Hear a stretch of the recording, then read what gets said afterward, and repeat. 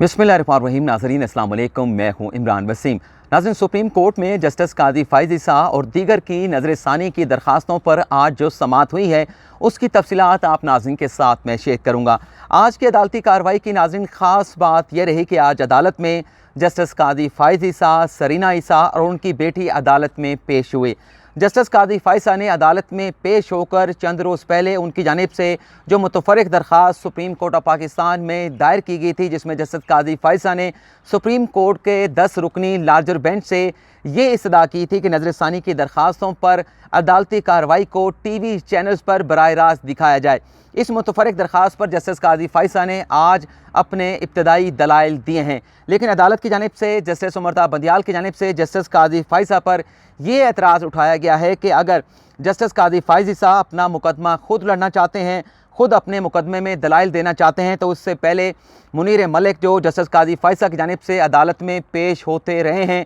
वो एक तहरीरी दरख्वास्त सुप्रीम कोर्ट में दायर करें और अपनी अदम दस्तयाबी के हवाले से तहरीरी तौर पर इस 10 रुकनी लार्जर बेंच को आगाह करें, तो फिर जस्टिस काजी फ़ाइज़ा को आर्गूमेंट्स करने की इजाज़त दी जाएगी। ये ऑब्ज़र्व करने के बाद अदालत ने आज की अदालती कार्रवाई को कल तक मुलतवी कर दिया गया है और मुनीर मलिक से कल तक तहरीरी दरख्वास्त तलब कर ली है कि आया कि वो उनकी दस्तयाबी मुमकिन नहीं है, आया कि वो नज़रसानी की दरख्वास्तों पर दलाइल देना चाहते हैं या नहीं, इस नुक्ते पर जवाब तलब कर लिया गया है। नाज़रीन, सुप्रीम कोर्ट में जस्टिस काजी फ़ाइज़ ईसा और दीगर की नज़रसानी की दरख्वास्तों का जो अहवाल है वो आप नाज़रीन के साथ मैं शेयर करूँगा, लेकिन उससे पहले जो आज सुप्रीम कोर्ट ने सदारती रेफरेंस का फ़ैसला सुनाया है, उस फैसले की मोस्टली तफसीलात आप नाज़रीन के साथ मैं शेयर कर चुका हूँ, लेकिन एक नुक्ता अभी भी बयान करना बाकी रहता है, उस पर बात करना बाकी है। वो नुक्ता यह है कि सुप्रीम कोर्ट ने वो बंद दरवाज़ा जो हुकूमत खोलना चाहती थी कि वोट को या तो ओपन किया जाए सेनेट के इंतखाबात में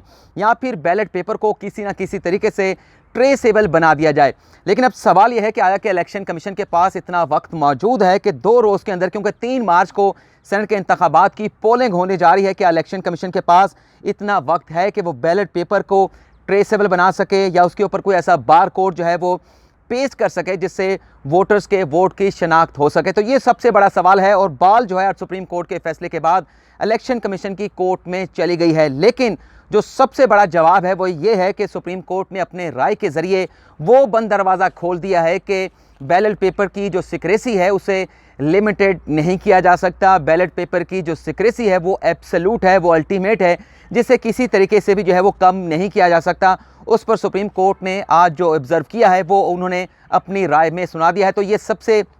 बड़ी चीज़ थी जो आप नाज़रीन के साथ में क्लियर करना चाह रहा था। अब आते हैं आज जो सुप्रीम कोर्ट में जस्टिस काजी फ़ाइज़ा की नज़रसानी की दरख्वास्तों पर समाअत हुई है। नाज़रीन, 11:40 पर अदालती कार्रवाई का आगाज़ हुआ और 11:55 पर सुप्रीम कोर्ट के 10 रुकनी बेंच ने आज की अदालती कार्रवाई को कल तक मुलतवी कर दिया। और भी कुछ ख़ास बातें हैं जो मैं अपने इंट्रो में नहीं बता पाया, अब डिटेल में वो सारी चीज़ें आप नाज़रीन के साथ मैं शेयर करूंगा। सबसे पहले तो मुनीर मलिक जो कि जस्टिस काजी फ़ाइज़ा के वकील हैं, उनके एडवोकेट ऑन रिकॉर्ड अदालत में पेश हुए। उनका ये कहना था, मीर कासिम जात उनका नाम है, कि मुनीर मलिक अलील हैं और अपनी अदालत के बायस आज अदालत में पेश ना हो सके। जिसके बाद जस्टिस काजी फ़ाइज़ा रोस्टम पर आए और उनकी जानिब से ये कहा गया कि पिछले 2 साल से जिस परेशानी का वो सामना कर रहे हैं, उनकी अहलिया सामना कर रही हैं, उनके बच्चे सामना कर रहे हैं, इस माजरी से, इस मुश्किल सूरत हाल से वो बाहर आना चाहते हैं। मई 2019 में रेफरेंस जो है उनके खिलाफ सुप्रीम जुडिशल काउंसिल में दायर किया गया था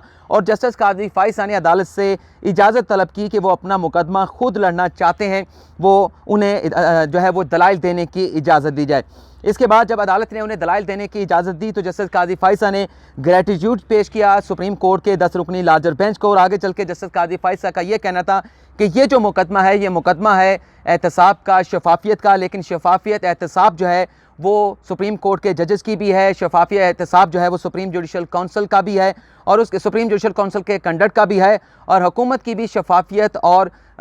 एहतसाब का भी कंडक्ट का जायज़ा भी सुप्रीम कोर्ट ऑफ पाकिस्तान ने लेना है और पूरी कौम की निगाहें जो है वो इस मुकदमे पर लगी हुई हैं। जस्टिस काजी फ़ाइज़ा ने यह कहा कि मैं कोई शोहरत नहीं चाहता, लेकिन जिस तरह से रेफरेंस के मंदरजात को लीक किया गया और उन मंदरजात को किसने लीक किया, मेरे ऊपर इल्ज़ामात लगाए गए, मेरी फैमिली के ऊपर इल्ज़ामात लगाए गए और अदालत में ठहर कर जस्टिस काजी फाइसा ने सुप्रीम कोर्ट में आर्गूमेंट करते हुए अपनी अहलिया सरीना ईसा से भी अफसोस का इजहार किया, उनके साथ कंडोलेंस किया। जस्टिस काजी फाइसा का ये कहना था कि एक जज की नौकरी कबूल करने के दस्तखत जो है वो मैंने किए थे, लेकिन मेरे साथ जो है मेरी अहलिया को भी ये तमाम चीज़ें बर्दाश्त करनी पड़ी हैं। जब से ये रेफरेंस पिछले 2 साल पहले दायर किया गया था, इन तमाम चीज़ों का सामना मेरे साथ जो है मेरी अहलिया और मेरे बच्चों को भी करना पड़ा। इसके बाद जस्टिस उमरता बंदियाल ने यह कहा कि आप चूँकि इस केस की तारीख़ पर बात कर रहे हैं और आप अपनी मुश्किलात का जिक्र भी कर रहे हैं, तो दूसरी साइड के लोग जो हैं आज कमरा अदालत में मौजूद नहीं हैं। दूसरी साइड के लोगों के मौजूद होने का मतलब नाज़रीन ये है कि लॉ मिनिस्टर मौजूद नहीं है, शहजाद अकबर मौजूद नहीं है, अटॉर्नी जनरल मौजूद नहीं है, जिस पर जस्टिस काजी फाइसा की जानिब से ये कहा गया कि अटॉर्नी जनरल के पास इतनी कर्टसी नहीं थी कि आज की अदालती कार्रवाई को अटेंड करते। अटॉर्नी जनरल को आज अदालत में मौजूद होना चाहिए था। और जस्टिस काजी फाइसा ने यह भी कहा कि वो ये नहीं चाहते कि इस बेंच का एक और जज जो है जो आइंदा आने वाले दिनों में रिटायर्ड होने जा रहा है और उस जज की रिटायरमेंट के बाद बेंच की अवेलेबिलिटी दोबारा से क्वेश्चन हो जाए। तो मैं ये चाहता हूँ कि जल्दी से इस केस का फैसला हो जाए और जो भी फैसला होना है जल्दी से हो, ताकि इस माजरी से जिसका हम सामना पिछले 2 साल से कर रहे हैं, इस माजरी से हम बाहर निकल आएँ। इसके बाद additional attorney general Rahman Chaudhary नाम उनका है, तो वो अदालत में पेश हुए। उनका ये कहना था कि वो ज़ाती हैसियत आमिर रहमान, उनका ये कहना था कि मैं ज़ाती हैसियत में पेश हुआ हूँ। अटॉर्नी जनरल अदालत में इसलिए पेश नहीं हुए क्योंकि उन्हें कोरोना वायरस हो चुका है, कोरोना वायरस में वो मुब्तला हो गए हैं और उन्होंने ख़ुद को क्वारंटीन कर लिया है और लॉ मिनिस्टर जो हैं वो 12 मार्च तक अवेलेबल नहीं होंगे। जिस पर जस्टिस उमरता बंदियाल की जानिब से कहा गया कि फिर आप कल से अदालत में बैठे हैं, आप सारी अदालत का कार्रवाई के नोट्स लेते रहें और जब आपकी बारी आए आर्गूमेंट्स करने की तो वो नोट्स उनकी मदद से जो है आपके जितने फ्रीकैन हैं, जो रिस्पोंडेंट हैं, वो दलाइल दे पाएंगे। इसके बाद जस्टिस काजी फाइसा ने कहा कि मैंने एक दरख्वास्त मुतफरिक दरख्वास्त चंद रोज़ पहले सुप्रीम कोर्ट में दायर की है। अनयूजुअल किस्म की गैर मामूली नौयत की यह दरख्वास्त है जिसमें मैं अदालत की तवज्जो चाहता हूँ, जिसमें जस्टिस काजी फाइसा ने उस दरख्वास्त की प्रेयर पढ़ के अदालत में सुनाई, जिसमें जस्टिस काजी फाइसा ने कहा कि मैं ये चाहता हूँ कि नज़रसानी की दरख्वास्तों पर जो है वो समाअत सरकारी टेलीविज़न चैनल पर बराह रास्त दिखाई जाए और जो प्राइवेट मीडिया चैनल्स हैं उन्हें भी किसी तरह से पाबंद ना किया जाए कि वो अदालती कार्रवाई को रोकें, उसके कुछ हिस्सों को दिखाएं, कुछ हिस्सों को ना दिखाएं। उनके कहने का मतलब ये था और शायद वो ये कहना ये चाह रहे थे जस्टिस काजी फाइसा कि पैमरा जो है तमाम चैनल्स को डायरेक्शन जारी करे कि अदालती कार्रवाई के किसी भी हिस्से को टेलीकास्ट करने से ना रोका जाए। ये डायरेक्शन पैमरा की जानिब से तमाम टेलीविज़न चैनल को दिखाई जाए। जस्टिस काजी फाइसा का ये कहना था कि मुझे और मेरी फैमिली की तस्दीक की गई है। देखना ये चाहता हूँ कि ये जो मुतफरिक दरख्वास्त मैंने नज़रसानी की दरख्वास्तों पर लाइव टेलीकास्ट करने के हवाले से दायर की है, इसे हुकूमत अपोज करती है, हुकूमत इसकी मुखालफत करती है या नहीं करती। जिस पर जस्टिस उमरता बंदियाल का ये कहना था कि अपनी नौयत की पहली दरख्वास्त है, हमें भी इस दरख्वास्त को देखना होगा, लेकिन आपकी जो कंप्लेंट है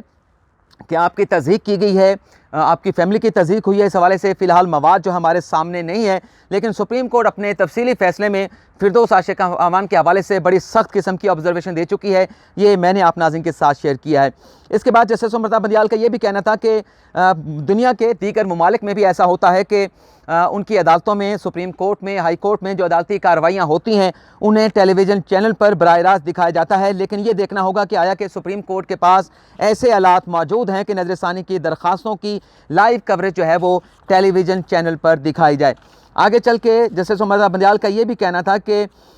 मुझे थोड़ा सा देखने लगे नाज़रीन, यहाँ पर मुझे खुद समझ नहीं लिखा मैंने है। हाँ, यहाँ पर एतराज़ उठाया जस्टिस उमरता बंदियाल ने कि जस्टिस काजी फाइसा को रोका कि आप दलाइल दे रहे हैं, लेकिन सबसे पहले जो सुप्रीम कोर्ट के रूल्स हैं जिसके मुताबिक नज़रसानी की दरख्वास्तों में सिर्फ वही वकील जो है वो दलाइल दे सकता है जो इससे पहले मेन मुकदमे में आर्गू कर चुका हो। लेकिन अगर मुनीर मलिक दस्तयाब नहीं है तो उनकी जानिब से तहरीरी दरख्वास्त जो है वो सुप्रीम कोर्ट में आनी चाहिए और जब वो तहरीरी दरख्वास्त दायर करेंगे, अपनी अदम दस्तयाबी के हवाले से एक्सप्रेस करेंगे, इजहार राय करेंगे, तो फिर सुप्रीम कोर्ट जो है उस दरख्वास्त को मद्देनज़र रखते हुए कोई फ़ैसला करेगी। जब तक सुप्रीम कोर्ट के सामने कोई दरख्वास्त नहीं होगी, इस तरह से आपको आर्गूमेंट्स करने की इजाज़त नहीं दी जा सकी। जिसके बाद जस्टिस काजी फाइसा ने भी कहा कि वो भी यही चाहते हैं कि जो सुप्रीम कोर्ट के जो भी रूल्स हैं उन्हें फॉलो होना चाहिए, चाहे मेरा मुकदमा हो, चाहे किसी और का मुकदमा हो। और इसके बाद इस केस की समाअत को नाज़रीन फिर कल तक मुलतवी कर दिया गया है। तो ये नाज़रीन आज की अदालती समाअत रही और इसके बाद